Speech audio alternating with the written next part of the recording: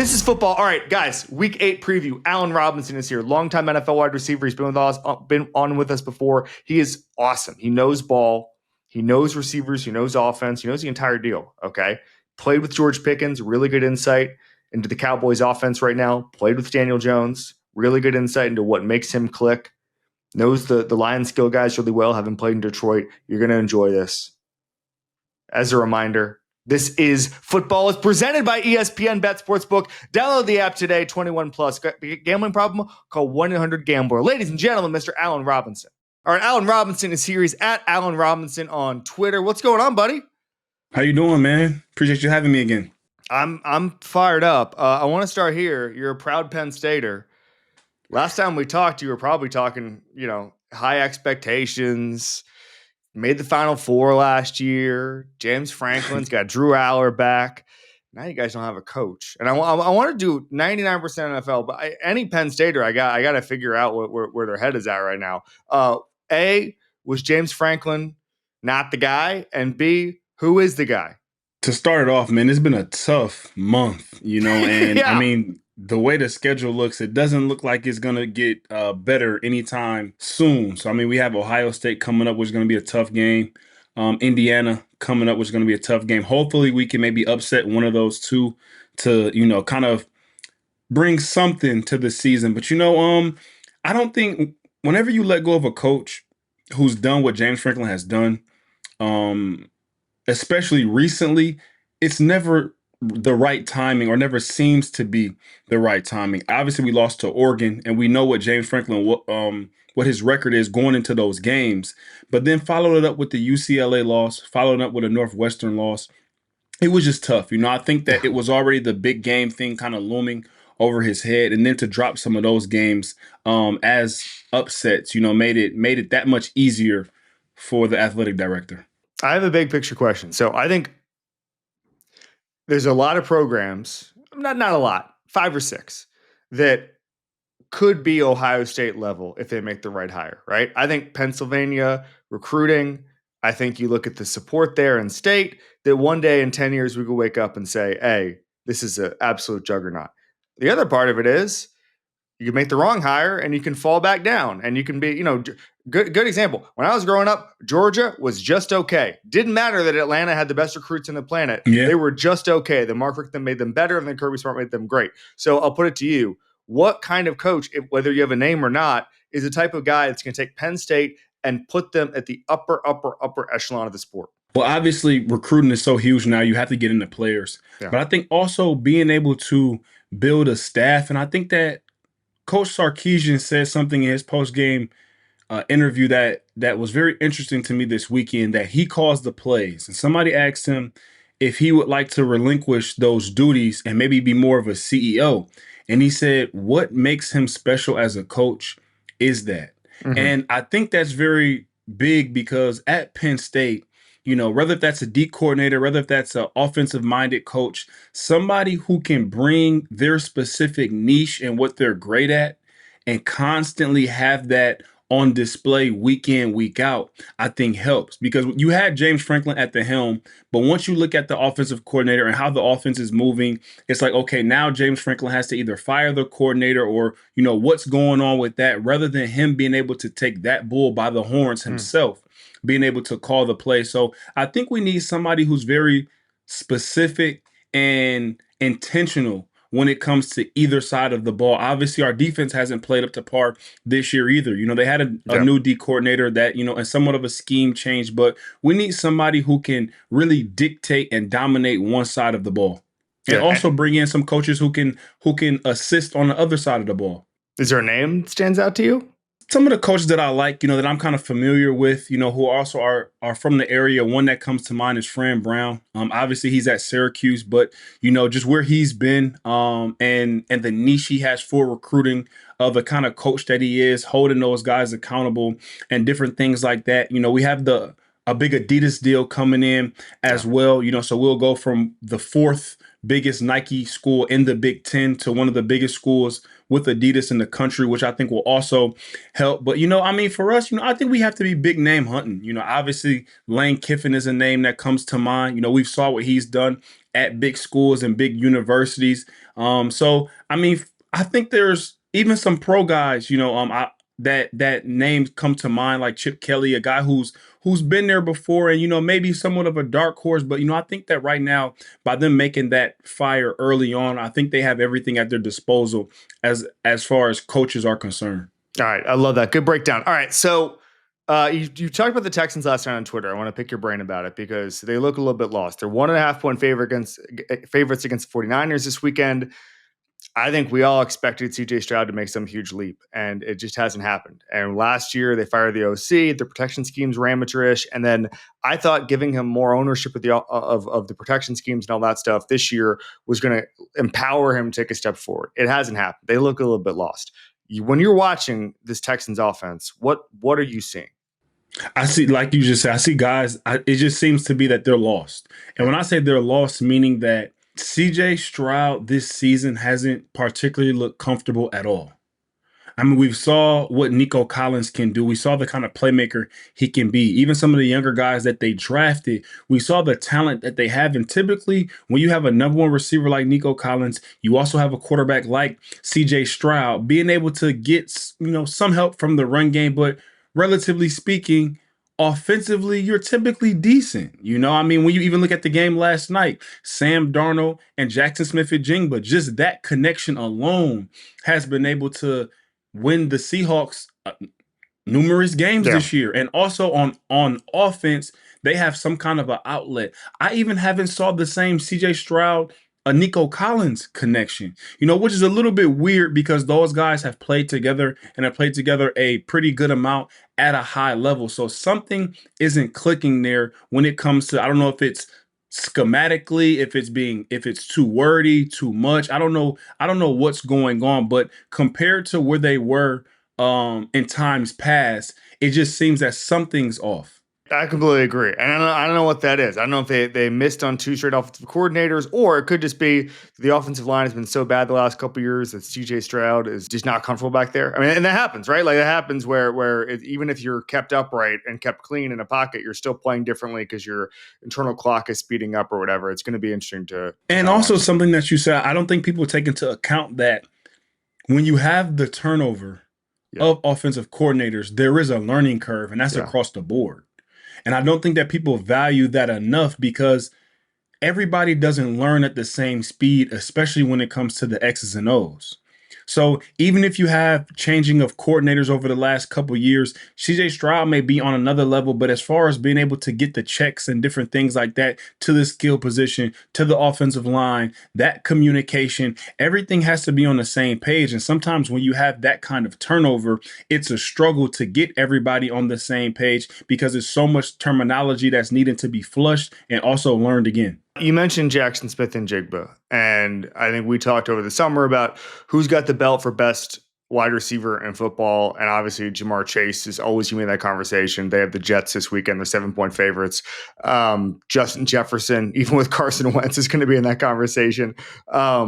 Is Jaxon Smith-Njigba in that conversation now? Oh, he has to be. He has to be, and I think he has to be because not only is he having a really, really good season, but now he's been able to make the transition of playing a little bit more outside rather than predominantly in the slot, which I think is significant for just his overall growth as a receiver. Him being able to play in the slot and have that expertise, but also now being able to play outside and being able to create some one-on-ones in different situations, whether that be red zone or third down, whatever the case may be. But him being able to add that versatility to his game, I think that's what's now putting him in that conversation. I completely agree with you. All right, Lions get the big win on Monday night. I'm curious, you obviously played for that team in 2024. What do I need to know about that offense? And the way Jared Goff runs it and the way the skill guys do it and the way that, I mean, you just watch Penny Sewell's tape, it's unbelievable. But like when you're watching it this year, particularly because I think people are looking at the Ben Johnson departure and they're saying, okay, there might be a little bit of, you don't have the same creative toolbox where you're stumbling around and doing the fake plays and all that stuff. But John Morton is obviously still pressing the right buttons. Jared Goff last year, I think, was the best accuracy past the sticks last year in the entire NFL. So we can obviously sling it. But like when you're watching this team right now, having been in those huddles, what do you circle as something that maybe the casual fan doesn't appreciate? First and foremost, man, from a skill level on the offensive side of the ball, they have an embarrassment of riches. Yeah. And I think that's an understatement. And I think that not only in the skill position, because you see David Montgomery taking a little bit more of a backseat and Jahmyr Gibbs getting the ball a little bit more than he has in years prior, which earlier into the season, I said that Jahmyr Gibbs was like a gently used Ferrari, So I mean him taking off is not surprising to me at all. But you also have Sam Laporta, Amon-Ra St. Brown. We saw even now early in the season, a Jameson Williamson has got some of the short end of the stick as it comes to opportunities. And then you got to add in Panay Sewell. We saw him last night and just how effective he can be in the screen game and on the outside. So I think the number one thing is when you have those many options as far as being able to pick and choose matchups out of the week of prep, it makes it so much easier for a coordinator. And granted, Johnny Moe may not be the bells and whistles when it comes to play callers, but I think he's a matchup hunter. And I think when you have a guy that's a little bit more matchup based rather than schematic based, you can still ultimately get the end result that you want. I didn't think about it that way. All right, you did a training camp last year in 2024 with Daniel Jones, and as Colts team, I keep looking for reasons to not believe in them. They're 14-point favorites at home against the Titans this week. The Titans are a different conversation. I want to bring them up because I'm a Cam Ward fan, but I can't do this anymore with the Titans. But the Colts, they're efficient, they're athletic. Daniel Jones looks rejuvenated. Explain to me what you're seeing as someone who knows him from Daniel Jones. Well, you can see that they've built the cohesiveness between the run game and the pass. And I say that because they're getting a lot out of Jonathan Taylor right now, which makes the pass game that much more easier when you have defenses that have to account for explosive runs and explosive screens when the ball is in Jonathan Taylor's hands. And now you allow Daniel Jones to be comfortable. I watched the series on Sunday of them in the red zone and Michael Pittman kind of running a slide route in the play action. And you saw how much pull that play action got from the defense up front. And then you also, as they were getting pressure on Daniel Jones, you saw Daniel Jones stand back there and be poised, throw a soft little lob to Michael Pittman and result in a touchdown. Because I've seen times where Daniel Jones might have ran that. Yeah. So now being able to see him be that comfortable in those different situations of getting the ball out of his hand, different trajectories in which he's throwing the ball at, you can just see the confidence continuously rising. And the most dangerous thing in the league is a confident quarterback. Yeah, absolutely. When is Daniel Jones at his best? Like, what is his it sounds like they're putting him in position to do that right now, but like just as someone who hasn't been in a huddle with him, explain to me like what he is best at when he's really firing on all cylinders. I would say play action. Yeah.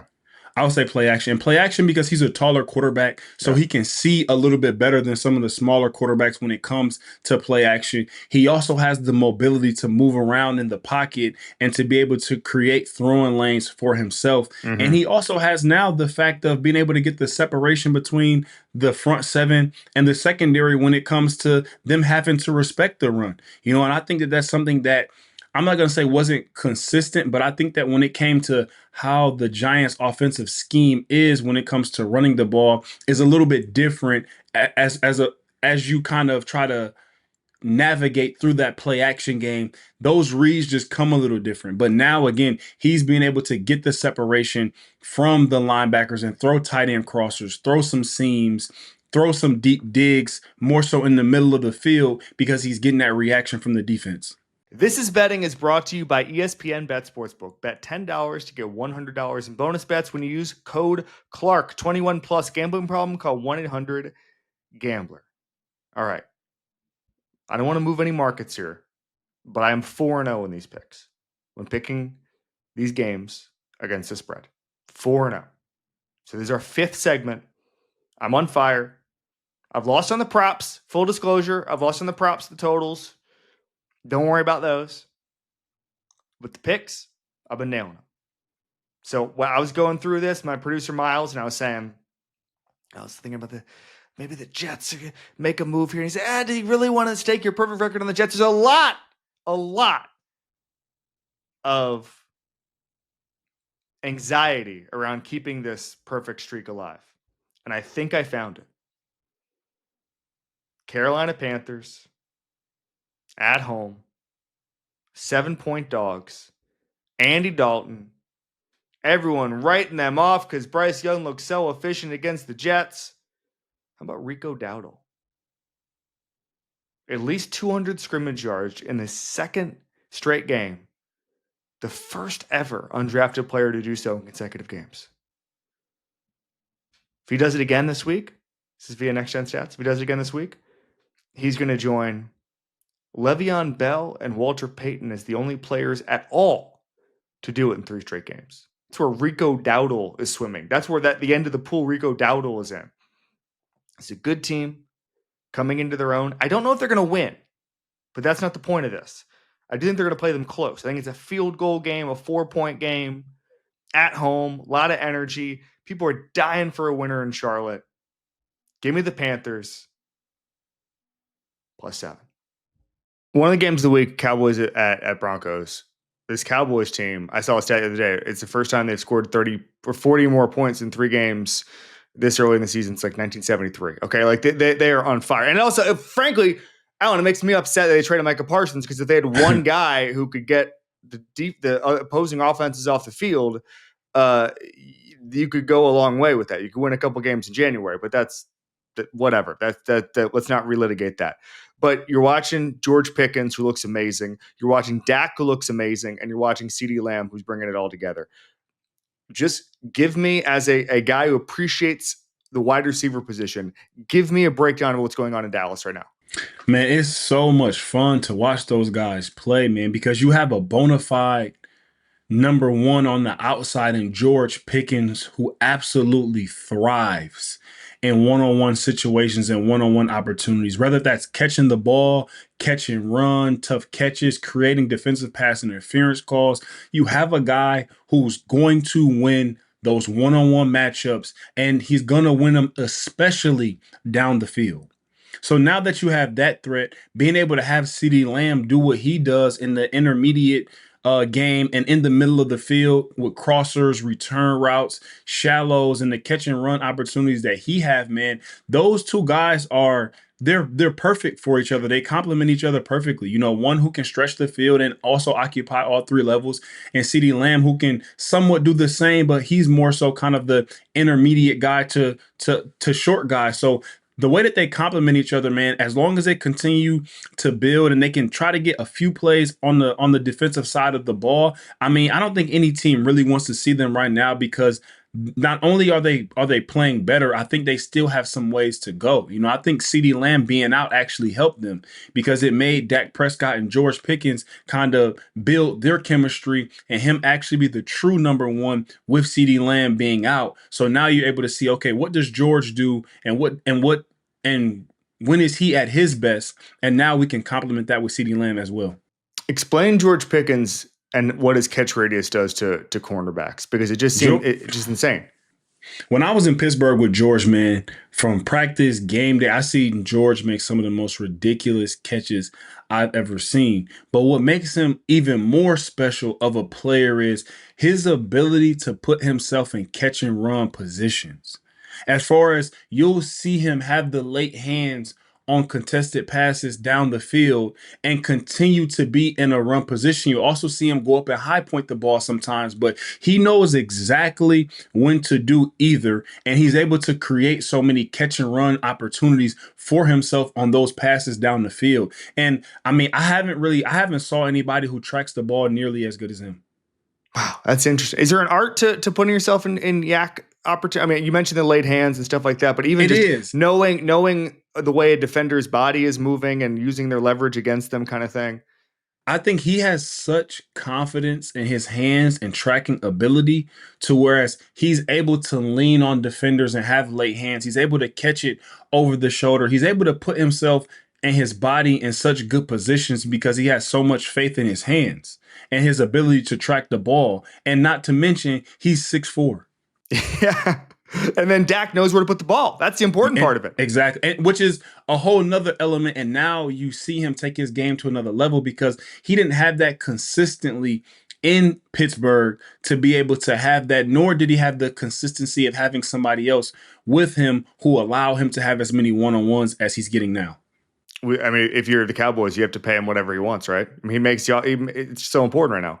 You do. I mean, that's going to be a very interesting conversation this spring. You know, obviously George and Micah Parsons have the same agent, so Yeah. I mean, who knows where that goes? I mean, you would think so, but I mean, like you just said, you know, not to open the can of worms back up, but you know, we would have thought the Micah Parsons deal was a no-brainer as well. I agree. All right, we'll get you out of here on two more. First, we're going to do Badasses presented by Manscaped. You gave us Aaron Donald last time. I want a skill guy. I want an offensive player who's a badass that was just, I mean, frankly, you give George Pickens, but I mean, like, it's that type of guy where it's just tough as nails, absolute maniac, you know, playing hurt, playing tough. Who is Allen Robinson's badass? Amon-Ra St. Brown. Oh, good one. All right. I was actually watching the game yesterday with my dad for the early in the game, and I was telling him, I was like, not only is Amon-Ra a crafty route runner, a sure hand guy, but he's also a bully out there in the run game. You know, and you just don't see it that often. You know, like, I mean, I've seen Amon-Ra play 12-play drive and get every single snap, and his motor never changed. Run game, pass game, he's digging out safeties, blocking backers, catching choice routes, running crossers, third down catches, fourth down catches, you name it. He's been able to do it playing banged up, playing hurt, man. He's you know, watching him and being on the same team as him, man, for a season, man, I really got to learn and truly respect his game and just what he brings to the table, you know, overall to that team. Is that like that in practice as well? It's like that in practice. Yeah. You know, he's extremely competitive. You know, when it comes to one-on-one periods, I mean, that's the thing. You talking about week 14, 15, we're doing one-on-ones. You know, Amon-Ra St. Brown is getting 5 reps, 6 reps, you know, and a lot of times the number one guy doesn't even get that many reps in one-on-ones. He might get 1 or 2 and the coach kind of tells him to chill or whatever the case may be. But, man, he's as competitive as it comes. I really like that. Awesome. All right. Last thing, we didn't do this. Well, we did it. We talked about the double doink last time, and so I don't want to bring that up. We don't need to relitigate the double doink. But we do have something called Rock Bottom Theater, which is the worst game you ever played in. The game where you just said, "Get me out of here." And double doink is exempted. Where are you going, Allen Robinson? I have to think about that. I may have to go back to college, but you know, we can keep it NFL. I have to think a little bit on this one. I probably would say, in Chicago, I want to say it was my second or third year, we played at Philly. Granted, we ended up coming back to win that game, but I want to say we had like a historically, like, a record low of passing yards or something in the first half. And that sounds like the Bears. We just could not get anything going, man. It was such a frustrating game. Then in the second half, I end up catching one on the sideline, and I'm 100% sure I got both feet in. They reviewed it, and they took the catch away, man. It was not going right for us. Hey, I have a question. How often are you right when you think you have a catch? Do you know what I'm saying? Like as a player, yeah. As a player, I know right away. Okay. So like, it's been a couple times I've been surprised by a call, but it was more so like when I say a possession thing, it was one when I was in Chicago where I had the ball, I came down, and as we hit the ground, the DB kind of tussled it away, and I thought it was extremely late as far as when that happened. But as far as getting your feet down, bobbling the ball, different things like that, it's funny because me and my mom was watching the Minnesota Vikings game and the one with TJ Hockenson. Yeah. As they kind of zoomed into his face after the catch, and she's like, "It's no catch." She's like, "I can tell by the way that he's looking that is no catch." And then it's funny because I thought the same thing. I'm like, because you know, as a player, like as soon as you have those kind of bang bang catches or situations, I'm typically running to the sideline like that's a catch, like a definite catch for sure. It was funny. I was at the Miami-Louisville game on Friday, and there was one play where the ball clearly skipped into the safety's hands, the Miami safety's hands. I'm sitting right behind the Miami bench, and I'm looking at it like trying to figure out if it's a catch or not because I couldn't see because I was blocked. And then I saw the safety kind of look at the bench and there was no emotion from him. And I was like, well, I don't even need to watch the replay. Catch. I'm good. Like he wasn't like if he would have been jumping onto the side. He wasn't even like moving towards the sideline. And don't they have like a turnover chain or something? He would not been anymore. For we got rid of that. Chain. But yes. But still, you'd run over to the coaches, you get your chest bump and all that stuff. He looked over, and I was like, I don't even need to watch the replay. I'm good. I'll get another Bud Light. And it's funny for me because I always wanted to make sure that I had that equity built up with the coaches. So if it was ever a time where it was in question, I wanted them to know, challenge that. I know I caught it. That's so awesome. I always wanted to be very specific with the coaches on my reaction. So I didn't want to I caught it because sometimes your coach, especially if they trust you, Coach Nagy will ask me is it a catch? And I'll tell them it's a catch. It's a catch.